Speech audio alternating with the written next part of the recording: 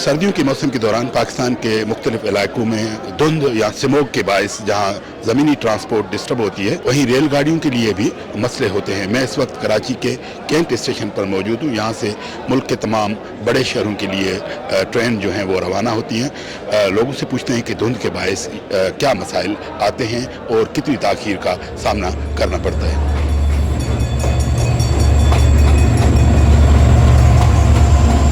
फैसलाबाद आए थे अपनी बेटी के घर मिलने के लिए, तो गाड़ी लेट हो गई, 4-5 घंटे लेट हुई। अक्सर ये गाड़ी बहुत लेट हो जाता है। जो 12 घंटे का सफ़र होता है वो कम से कम हमारे को 20 घंटे में तय करना पड़ता है। वो इसलिए कि धुंध की वजह से, धुंध बहुत होता है ना, फिर गाड़ी आगे नहीं इतना देख सकता। लेट क्योंकि बहुत दूर तक नहीं मार करता, करीब करता है। ये अगर वैसे आम रूटीन में जाए तो ये 10-12 घंटे में हमारे को 13 घंटे में पहुंचा देती है। अगर धुंध हो तो फिर 20 घंटे मस्ट हैं इसके। हम फिर बस में मजबूरन जाना पड़ता है बस के अंदर, क्योंकि बस में ये होता है कि वो 2-3 घंटे का वक्फा देते हैं, लेकिन वो जल्दी पहुंचा देते हैं ट्रेन से। पेशावर से आके कराची तक ये है कि धुंध की वजह से ट्रेनें सारे बहुत लेट हो गई।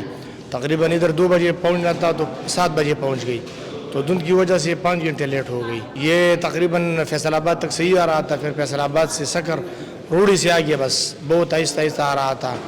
सूरज निकलने तक तकरीबन धुंध था। देखिए जी, जिस तरह स्मॉग या फॉग का मौसम आता है, नॉर्मली तमाम फ़्लाइट शेड्यूल्स, ट्रेन के शेड्यूल्स और रोड के शेड्यूल्स उससे मुतासिर होते हैं। और स्पेशली इसका इम्पैक्ट शुरू होता है पंजाब से, कि आपके पिंडी बटिया से लेके आगे साहिवाल तक इसका इम्पैक्ट आता है। तो उस जगह पे हमारे बाकी जो ट्रेन ऑपरेशन है वो तो हमारी नॉर्मल रहती है, लेकिन उस ख़ास बेल्ट पे हमारी जो ऑपरेशन है वो उससे काफ़ी मुतासिर होती है। तो लेकिन ट्रेन फिर भी मैं समझता हूँ कि फ़्लाइट्स और रोड्स के बनिस्बत ट्रेन के उस तरह का इम्पैक्ट नहीं आता जिस तरह नॉर्मल हमारे रोड और फ्लाइट्स पे आते हैं।